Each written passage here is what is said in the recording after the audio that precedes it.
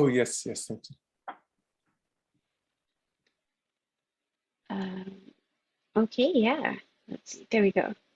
Good morning. Thank you everyone for joining my part of the session, where we're looking at basically how women's knowledge and practices in doing commercial scale organic farming can be incorporated into a policy level shift towards organic farming specifically in Sri Lanka's dry zone.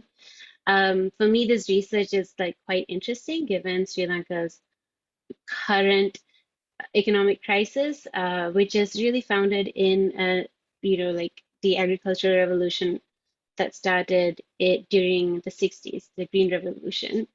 There was just this huge wave of really strong, high yielding, high producing farming that was adopted in the country. And it did really result in I can't seem to change my screen. Oh, there we go. Yeah. It resulted in just high levels of productivity across the country, whether it's in the wet zone or the dry zone. But unfortunately, because some of the high yielding packages high yielding varieties came in a package that incorporated pesticides, fertilizers, herbicides, and a lot of agrochemicals, that also got adopted into Sri Lanka's agricultural practices. Uh, it became to the point that people were not using fertilizers efficiently. And 3 years ago, when our country started really slipping into a type of economic crisis where we started running out of foreign currency and really high levels of debt, and then the country was spending more money importing things like agrochemicals and certain foods like rice and lentils. The government decided that they would just ban all agrochemicals to kind of tighten the amount of foreign currency leaving the country, and that really has slipped into a crisis where people are food insecure, and basically we've lost a lot of productivity. The real prices of things like paddy has just skyrocketed, leaving many people unable to secure 3 meals a day. And really, the heart of this is that Sri Lanka inherently does want to shift towards organic farming, and one of its policies was to shift towards organic farming in a 10-year span. But because of this economic crisis, they kind of tried to do it overnight, and it just like failed miserably. Now the country actually spends more trying to give food subsidies and trying to make up for lost yield by giving sort of compensation to farmers, and the economic crisis has just not really improved. It's kind of gotten worse. But what this research is able to kind of show is in areas like the dry zone, if such a move towards organic were to happen, and if it were to happen over time in a sort of comprehensive and cohesive at a policy level, what could that look like? And one clue is to look at how women are already doing that. Like in the North, for decades, there was already very limited access to agrochemicals, and many types of fertilizers were considered it was considered possible to turn certain chemicals into weapons. And anyway, because of general economic embargoes towards the northern part of the country during the Civil War, a lot of chemicals are not accessible. So there is a lot of land, and there are agricultural practices that have not been reliant on chemicals. So during the study, there were a survey was done of like 50 commercial scale organic farms that were led by women. You can see they were kind of scattered across the northern peninsula. The entire peninsula is a dry zone. It's really fed by aquifers that are under the limestone. And there is one project to bridge a large water source in the center of the country to the north. But aside from that, it's quite dry. People mostly use wells. Alin, And sorry to interrupt, but could I just give you a time warning? yeah, please, sorry, do let me know. So How much time actually, do I have? you've used about 4 minutes, I think, two to 4 minutes. So Sorry. if you can wrap up in another 1 or 2 minutes. I couldn't hear you, but I'm Oh, guessing I sorry. should just If wrap up. you're able to wrap So up in basically, another, let's the say, 2 minutes. main takeaway would be that if we do want to shift to organic farming, we can't just ban agrochemicals. We really need to consider the fact that there are a lot of diversified behaviors that go behind allowing productivity in really harsh environments. Banning agrochemicals and increasing the production of local manure would certainly not at all contribute towards sustainable a sustainable shift towards organic farming. I think that would be the biggest takeaway. And when it comes to working with women farmers or empowering women farmers, I think the biggest factors would be like at least the way women phrased it, the biggest factors for them would be having proper economic skills and training on like how to do financial management, managing your income, and as well as personal characteristics. And I believe that this stems from the gender-based challenges that exist in navigating a market, which exists anywhere, of course, but of course also in certain traditional communities in Sri Lanka. And finally, it would be just to make sure that it's like an integrated shift and not sort of a sudden shift, but like one that's comprehensive and over time. That is a summary of everything. Thank you so much. Terrific. Thank you, Leah, for the summary presentation. I think for the second speaker. My screen, but, oh, there we go. Oh, I see that. I think for the second presenter, I'm not sure if we have Lena Phillips with us. She's not with us today. Okay, so perhaps if she comes in later, we can ask her to present. But without further ado, I think we'll move on to Adrian. Yes, hi. I have a slide as well, so I will just put it. Can you see it? Yes, that's terrific. Yes. Hello, everyone. So I'm Adrian Plumter. I'm a second-year PhD student at the UCL Institute for Global Prosperity. And my presentation was mainly about my PhD project and two research questions that I focus on. The first one is how to imagine and design just sustainable futures based on the notion of frugal abundance. The notion of frugal abundance is the main one of my PhD, and basically means living well without too much consumption and environmental impact, but not wanting more consumption than one currently has. And in the presentation, I argue that the way to address this question is through knowledge co-production with communities that live close to frugal abundance because they have lived experience of it. And in my PhD, I do so with 3 of such communities. And the main data collection takes place during a participatory backcasting workshop. The second research question that I address is what do the just sustainable futures based on frugal abundance look like based on this methodology? And to address it, I provide preliminary results from the workshop that I already did. I did only one of the 3 that I will do with the Icelandic village of Djúpivogur. And the participants highlighted 4 elements that they consider crucial for the country of Iceland to go towards frugal abundance. And these are social and environmental objectives put above economic ones, political leadership, high cohesiveness within the population, and reduction of commercial advertising. And in terms of feedback, obviously every feedback is welcome, but I would be grateful if you have ideas and thoughts on the methodology of co-production for such a topic, and if you have thoughts on how to increase the impact of knowledge produced by communities around such alternative visions of the future. Frugal abundance is one of them, but it could be others, because such knowledge and practices and visions have often been discarded in the past. So that's it. Thank you. Thank you very much for listening. Terrific. Thank you. Thank you, Adrian. With that, I think just as a brief mention, if anyone comes up with questions, as and when they arise, please feel free to enter them into the chat box, and that includes for your co-presenters as well. But with that, I think we'll move on to Shailesh for now. Thank you, Albert. It's really nice to come into this conversation after having heard presentations that some of you were able to put up and some of you were able to share today. And I'm also aware that Adrian had some questions, and I can see now what they are because of your presentation just before me. So I'm going to give you the justification for why I made the presentation and what I would like to see coming out of these conversations with all of you.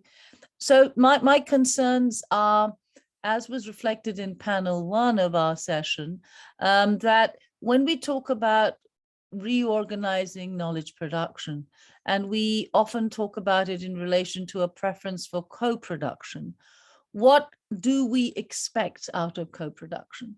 And so in my presentation, as you will recall from the video, I went back to Eleanor Ostrom and her argument about co-production, thinking about the community. I want to add a caveat that I do not mean community as a romantic notion. Communities come with the politics and the inequalities in the communities, but they also come with established pathways for knowledge exchange, information exchange, and they understand the power of different nodes. So from the outside, it might seem like a community and an individual are nested in a community. But when you look at it from the point of view of the outside, what you're actually seeing is not what's being established from inside. And so the idea of co-production is to recognize that the knowledge repositories are within the community and to be invited into the community so you can learn from them. So the external player is not a co-producer. That's the point I'm trying to make, which sometimes is forgotten. What does this mean for climate change? Well, in relation to climate change, given the hiatus we have between global, national, and local, I'm particularly interested in how social justice can be advanced in terms of thinking about co-production for measuring climate change, rather than for presuming that we understand what's happening, that the 1.5 can be easily translated to what communities can do, be it mitigation or adaptation. Recognizing living for 250 days plus with above 40 degrees and the responses that people do make, as Rekha was saying last time, just managing to live your life. And so it's in that regard that I was trying to think through Rawlsian notions of the idea of the veil of ignorance, Kantian notions of morality. How far back can we go into epistemic knowledge to try and establish whether this was done, or whether what we're doing is also, if you like, a wild goose chase? And I'll leave it there. Thank you. Terrific. Thank you so much for that. Now that leaves us with some time to open up for questions and discussion with the audience. Is there anyone who's courageous enough to perhaps start us off? Otherwise, I'll step in, but please feel free to raise a hand if anyone's got a question. Otherwise, I might kick us off with a shared question that or on a shared theme that crosses all 3 presentations today, specifically on the possibilities and challenges of co-production of knowledge, right? So Alil was taking a look at gender dynamics in local communities with farmers. Adrian is taking a look at case studies, 3 very disparate case studies internationally on co-production of knowledge, and actually resonates quite strongly with Vivanata and Taekyung Kim's presentation in the prior panel, if you were there for that.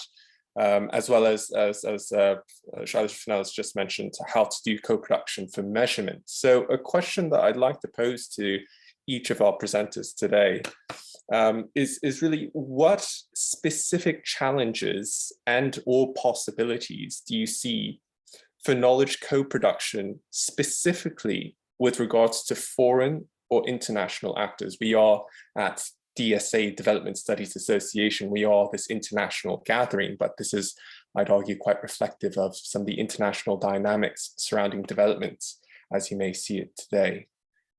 So Alil, would you feel comfortable starting off? Please, I'll pass it on to you then. That's a really great question. It's funny because when you think about who the experts are, they're the people who live and experience these challenges the most. And oftentimes they have innovated that and found ways to overcome these challenges. So, but at the same time, it's common to find that certain challenges occur across the world. And there are different levels of intuition and understanding when examining a challenge.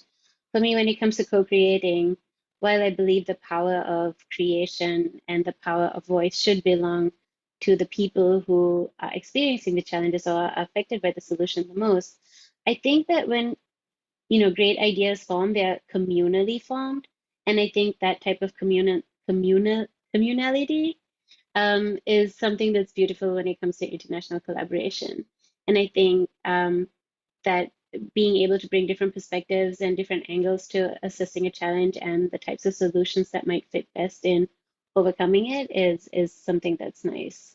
And that would be what I would think is best about international collaboration when it comes to something like this. That's terrific. Thank you, Leah. I mean, that question on who are your experts certainly resonates with this morning's panel on, knowledge production in development. Adrian, would you like to add on to this? Yeah, thank you. I will add also on that, and following on Elil's on the role of experts and so on. And I was thinking in relation to the question on the global citizen assembly that took place last year. I don't know if you heard about that, but the concept of citizen assembly, you take randomly people from the world and you put them into a room. In their case, it was a virtual room to think about how to change the world to cope with the Paris Agreement, more or less. It was the question, and it was people from all over the world and just normal people, let's say, not supposed to be experts, but they have the lived experience and knowledge on some important things, and they were put together to think about how to change. And it was very interesting to see. I was part of the volunteers of the process to see all the knowledge they have, and it's not just sometimes they would say things that experts would not even say. So I think that is good. On the other hand, in terms of challenges, coming back to one of my questions that I said earlier, is that such knowledge is often discarded, and if we want, I don't know how to make it heard, really listened to by international and foreign actors.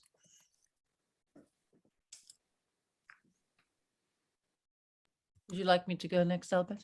Yes, please. Okay, so maybe here I can bring in what I couldn't in the 2 minutes, which is the case of India. Why am I looking at the case of India? And I think it addresses both what Elil asked me in the comments in the group about what this means for gender, and also Adrian's question about when I say individual, when do I see community, how do these fit in terms of co-production? So if you look at women and their role in energy production in India, in the informal sector and in the off-grid sector, they are the biggest contributors, simply because their lives are the ones that are collecting. Their lives are the ones tracked by water collection, by collection of twigs. They're the ones doing the work, and they're the ones who are cooking on the chulas, on the traditional kitchen stoves. So it is their life, and the pressures of energy are felt primarily by them in the first instance. And they have to then ensure that they can produce it for everybody. So when you say, do they know? Yes, they know. So the language they use is very different to the language we use. And so in my field work in Bangladesh and in India, this is what was very clear. Women knew how to stack energy. They knew what to use in different times of the week. But very few energy studies were done across a month to understand why women were using what every day. And so the presumption was that they didn't know. This is unacceptable, both intellectually as well as epistemically. This is not acceptable. And so I started thinking, how do we measure? Because it would be also difficult to say that they should then also measure, because they're doing the work. So the idea is to think about, and that's the examples I gave, when women make claims, they say, we want alternate energy providers. Then to answer Albert's question, but donor will come in and say, we will organize you. That takes away the power of the women's group. And I think I remember Marty Chen talking about this in the bracket 50 in the pre-conference stuff. We need to ensure that the energy and the pathways and the information exchange does not get subsumed by a bureaucratic national process or by international donors. And so I agree with Adrian's point. how are we going to get them to listen? I mean, I think that really is the project going forward. Thank you. Well, yeah, a very pertinent question. I'm going to briefly pass on to Alil because she has some good questions to pose to her fellow panelists. So please, on to you. Thank you. I really enjoyed both presentations. Watching them was just so great. So thank you, first of all, for that. Shailaja, I was wondering whether you had any recommendations for women-led community organizations to bridge the gap between policy and their grounded experience, particularly in countries where women, grounded and policy don't always go together. And Adrian, I think that's such an exciting concept. And I was wondering, it comes to developed nations, where there is a link between poverty and lifestyle choices. How do you envision frugal abundance being manifested among middle and lower income urban families? Just would love your insight into that. Thank you. Would you like me to go first, or Adrian, do you want to go first? You can go first. Okay, so I don't have a direct answer, Alil, but I can look at case studies where things have worked and where they haven't, and that sometimes might be more effective, and maybe building on how we evaluate between the differences is what's worthwhile. So when we look at what the tendency of international organizations and development assistance tends to be template, that we want to organize it. And I guess this is what Taekyun was saying when he was talking about forms of institutionalism. Is it isomorphic or not? We know this, we think this works, therefore it'll work in your country, with the best intentions in the world. That is problematic because the ways in which power are sought is where there are gaps in that context. And even an urban dweller in that country may not understand that. In fact, more often than not, they don't. And so I think understanding the logic of collective action, that communities and women in communities coalesce where they can find partners, where they can find alliances. And so I think that becomes really important. And we know this where, for example, microfinance has been seen as a women's issue. Why does it work in some countries and not others? Because you cannot simplify resistance and action, which are political processes, into single monetary units. Money can assist, but it has to work with these organizations. So that will be the first thing I would say. The second thing I would say, and this is more difficult for many of us to swallow because it may not fit into our own epistemics of what is the way forward. Often women as groups may concur around points that we may not be comfortable with. So a narrative often is about getting a better marriage. Now, as academics, we may or may not think that's important, but we need to recognize the life points in the lives of these women and why they give importance to these features. And I think without doing that, that is also problematic. And I think it was again said in our first panel by Emma, where she said she heard a First Nations woman talking about why water was important in her life. The willingness to listen to something that we don't understand. We teach it, but we don't often do it as academics. I think we need to do it better. Thank you. Ellie, could you just repeat your question, because I couldn't get the whole of it. It was focusing on the global north, but then.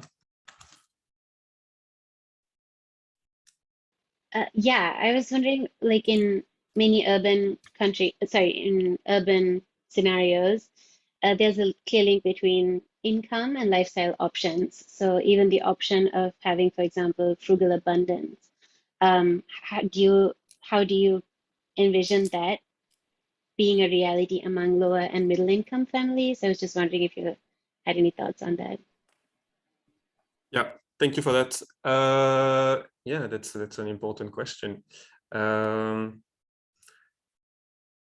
It's the way that I conceive the society of frugal abundance that I think about is a completely different society, and then how do we make it go back to our societies which are not made for this kind of way of life? I guess that's a question of which kind of policies we would need to get a certain if you have small income, how would you be able to afford continuing to living in cities? Because, one of the possibilities would be to completely reorganize our cities, or to maybe just say that we should spread over the country and being able to be farmers or something like that. But that's not possible in the time frame that we need to think about.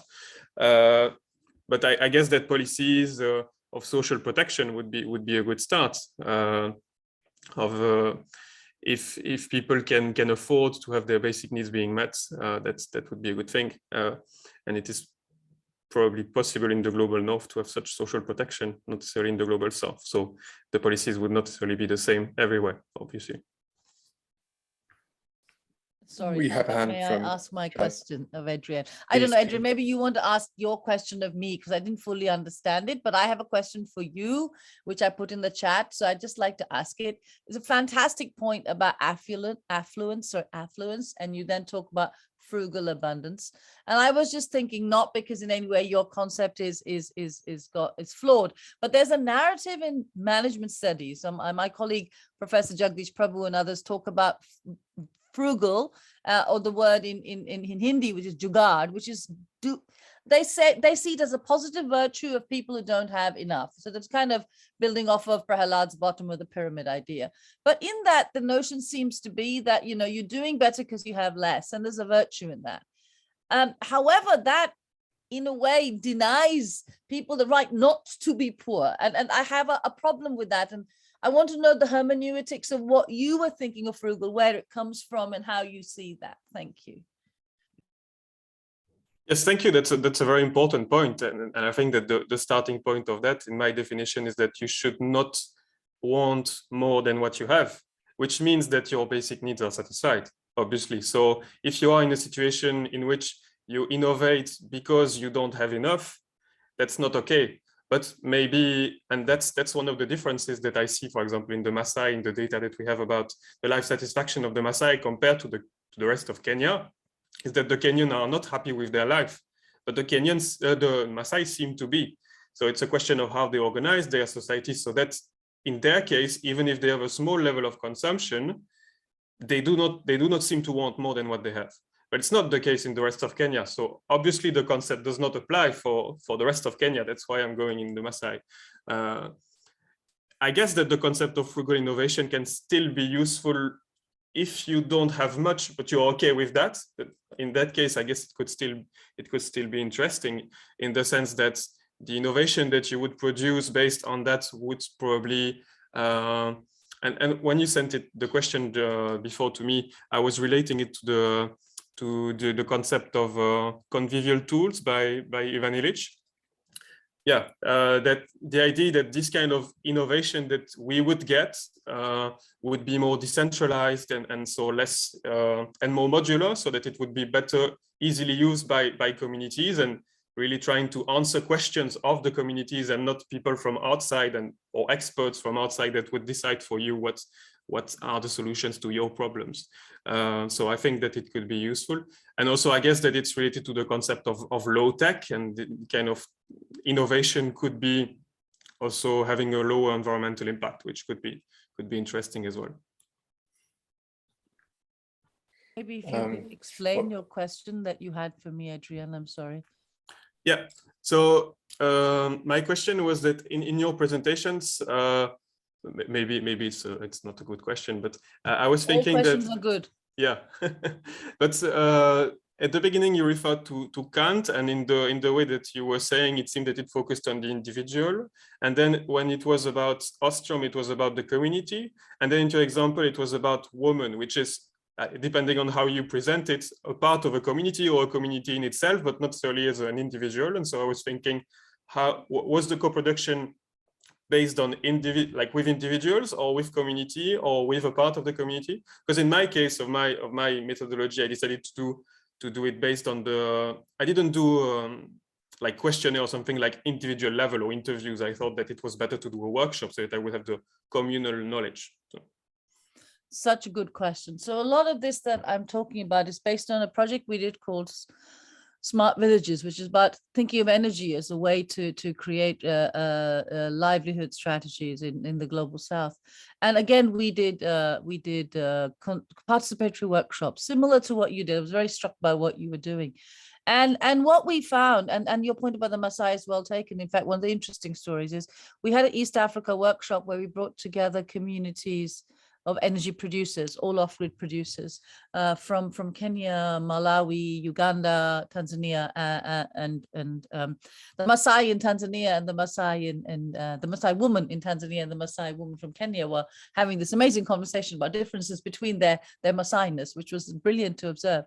But what they said to us is, okay, you've come from Cambridge, you've brought us together, now you can go away. The reason we can't talk to each other is we can't meet in the same place, but it's not that we need you to provide a solution, but you can provide the platform on which we can share our ideas. It was excellent. It put us in our place, as we should. And our purpose was to actually inquire in terms of what they were doing. But what made me think hard about it is this notion of where women fit in. And I think you asked an important question. Is the woman who is the energy provider a household member, or does she see her role more as a community of women providing energy? And so my point about putting Kant there at the beginning was precisely that. And I don't understand where to locate the morality question. Is it as a community of women that we should be seeing it? This is a public good, hence Ostrom. And that's why I want to know how far back. And I don't know, because I'm like Rekha, an economist who's now dabbling in other social sciences for 20 years and learning. And I don't know where the answer is. So you have picked up something that I'm still very uncomfortable with. But with Sovakul's work, I'm finding it a little bit easier with the energy and social science narrative. So I'm still a student on that one. Thank you. If you have any answers, I'd love to hear, Adrian. I don't really have an answer, but as I said in my own case, I decided to go for the communal one because I also think that more as a, I don't know, I think that the world should be more communal, and so I would like also the world to be more communal in the sense and not too egoistic. So I thought that it was the right way to go. But excellent. Many of these themes are actually making me think of Vibhanata's presentation this morning, so I'm glad to see there's a raised hand. Please continue on with your question. Thanks very much. I was struck by also looking at this webpage of the Global Assembly, and the important term there, at least for me, is citizens from the Global Assembly present.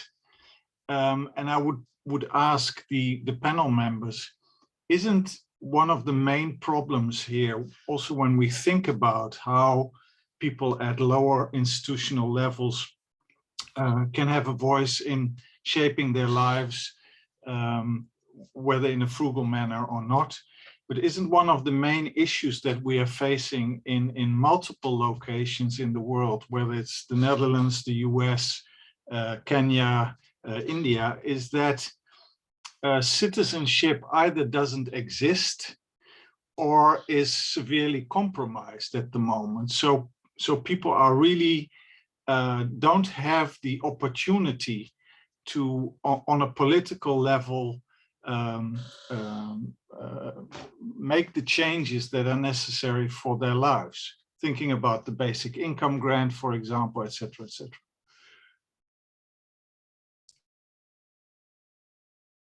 And that makes us think of social protection this morning, isn't it? That Aruma Ravi was talking about, that the incidence of COVID by abstinence made us realize how slippery that slope was. And so it does question our own priors in a very significant way. I think you're absolutely right, Weaver.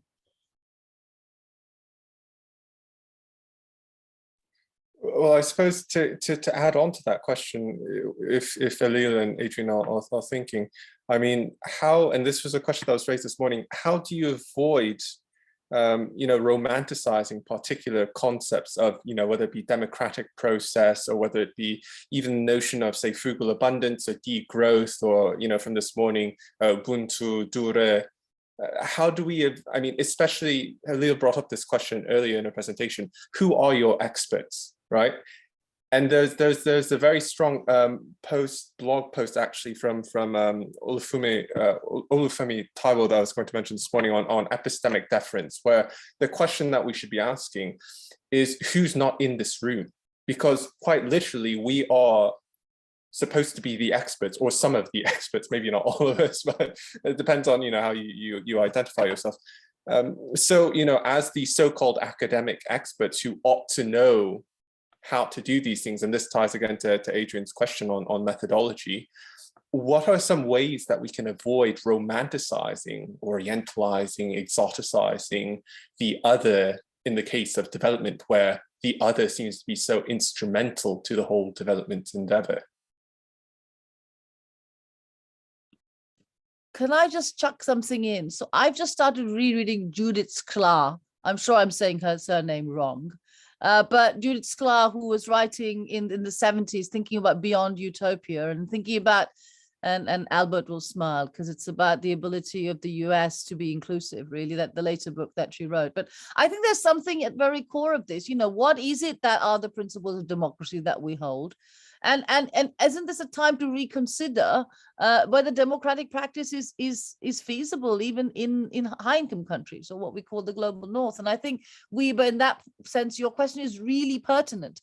All of us, wherever we're researching, wherever we're located, needs to ask this question in honesty to understand what is it that allows democratic practice. And again, this is why I said, is it romantic? Is morality romantic? I want to say no, but I want justification from other knowledge traditions that allow us to do that.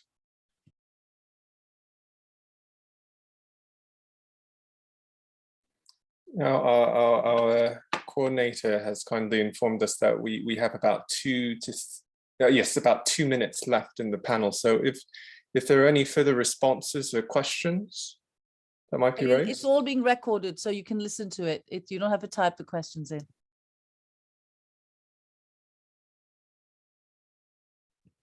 I'm going to ask Wiebe if he's got any thoughts since he was in the previous session, or Reika, because I mean, you're looking at us. Maybe we're not making sense as a panel, but please tell us. No, I certainly think you're making sense, and I would second what some of the comments that Albert just made, because I think there are some interesting links also between these panels. And I would actually like to hear from Adrian, but maybe he's still processing or thinking whether he thinks this romanticization is something that you've either noticed or that you're struggling with, or that needs more thought. I can try to answer on the romanticization. First, I think that one of my main influence for the book is for my PhD is Marshall Salin's The Original Affluent Society, and one of the main flaws of what he was saying is that he was saying that hunter-gatherers were affluent, which is not true actually. Like if you read now, for example, what David Graeber is saying now is that some of them were the original affluent societies, but many of them were not. There are a lot of indigenous societies that had, I don't know, he said something like 50% of slaves, which is not okay at all. So I guess that among the huge pool of possibilities that exist in the world, some are possibly good. And I hope to find the right ones. It's not to romanticize all that is other, I think, but maybe to try to find the good ones among the others. And it's the same with democracy. I don't know, there are some places in the world in which democracy has always been something that has been practiced, not always, but has been practiced for a very long time, and they've thought about that for a very long time, and some others that have not. So let's go and see what they do. Oh, I mean, well, you're reminding me of another question on the transnational aspects of your ideas of frugal abundance, but I think maybe I'll have to email you separately since we're out of time. Thank you to our participants, both the presenters and the audience members for another excellent panel. And please, there will be a final part 3 in another 10 minutes or so. So hopefully see some of you again shortly. Thank you, Thank Albert. you. Thank Bye-bye, you all. Everyone.